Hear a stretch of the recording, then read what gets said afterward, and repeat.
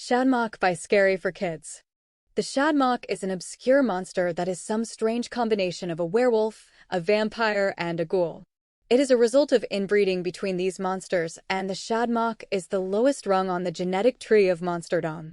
The Shadmock looks like a human, but it is pale, gaunt and thin with sickly, clammy skin and dark circles around its eyes. There is an old saying, vampires sup, werewolves hunt, ghouls tear. Shaddies lick, Maddies yawn, mocks blow, but Shadmocks only whistle. The whistle of a Shadmock is a very destructive force, and it will kill or destroy anything in its path. They are reclusive and only use their whistle when they are angry. There was once a Shadmock by the name of Raven who lived alone in an English country mansion. He was an eccentric and reclusive millionaire, and his mansion was stockpiled with priceless antiques and rare works of art. Despite his wealth, he lived a lonely existence, with only his pet pigeons to keep him company. While Raven wasn't the most hideous man in the world, he was quite ugly and had a lot of problems attracting women. With his gaunt features, pale complexion, and the dark circles under his eyes, he had a difficult time attracting anyone at all. In fact, even though he was 40 years of age, he had never so much as kissed a girl. Raven had an extensive collection of priceless antiques, and he needed all his antiques to be catalogued. He put an advertisement in the newspaper for an assistant. The ad was answered by a beautiful young woman named Angela. She was the prettiest, most lovely creature he had ever laid eyes on. From the moment he met her, he instantly fell in love. He hired Angela to be his secretary. As the days went by, Raven and Angela spent a lot of time together. He began to delude himself that, despite his disgusting and revolting appearance, she might be able to fall in love with him as well. However, what Raven didn't know was that Angela already had a boyfriend, and the couple were planning to steal every penny he had. Over the next few weeks, the Shadmock lavished gifts on Angela and tried to develop a rapport with her. He even bought her an expensive diamond ring. When he took the ring out of his safe, Angela was watching, and she made sure to memorize the combination. Every night, Angela went home to her boyfriend, and together they secretly plotted their crime. Eventually, the Shadmock worked up the courage to ask Angela to marry him.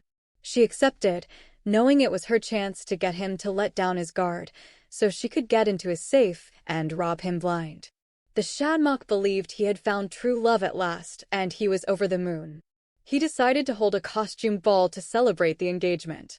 All of Raven's monstrous relatives were invited to attend, but he made sure they all wore masks. On the night of the ball, the mansion was full of werewolves, vampires, ghouls, and everything in between, but they were all sworn to be on their best behavior, and Angela had no idea what lurked beneath their masks. Finally, while the guests were dancing in the ballroom, Angela managed to slip away from the crowd. She made her way to the study and opened the safe, stuffing her handbag to the brim with wads of cash and priceless jewelry. When she turned to leave, she saw the Shadmock standing in the doorway, watching her. There was a sad, pained expression on his gaunt face. "Take it all," he said. "Money and jewels don't matter to me. Give it to whoever you want, but you could still love me." "You could still love me." He approached her and desperately tried to kiss her, but Angela was so repulsed by him, she shoved him away. "No," she cried in a shrill voice. "You're hideous and revolting. I've never come across such a wretched and disgusting creature. You turn my stomach. Just looking at you makes me want to vomit. All I wanted was your money and your jewels. I could never, ever love you." The Shadmock's rage mounted, and he was unable to stop himself. His lips began to quiver and tremble. He puckered up his thin lips and formed a tight little circle. The guests in the ballroom heard a whistle. A loud, piercing, deafening, shrieking whistle.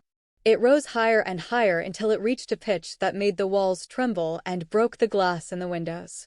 When the noise finally died away, the doors of the study suddenly opened and Angela stumbled out, clutching her ears. "Help me, help me," she mumbled from behind her mask. The guests watched as she made her way to the door and ran off into the darkness. Later that night, when Angela's boyfriend returned home, he found her waiting for him. Her face was still covered by a mask. "Well, did you get the jewels?" he asked eagerly. Angela's withered, blackened hand reached up and pulled away the mask. As pieces of charred flesh fell away, her boyfriend stared in horror at what remained of her face. He broke out into a cold sweat, and his stomach was churning. He retched and vomited all over the floor, then collapsed on the ground in a dead faint. "You could still love me," she croaked. "You could still love me."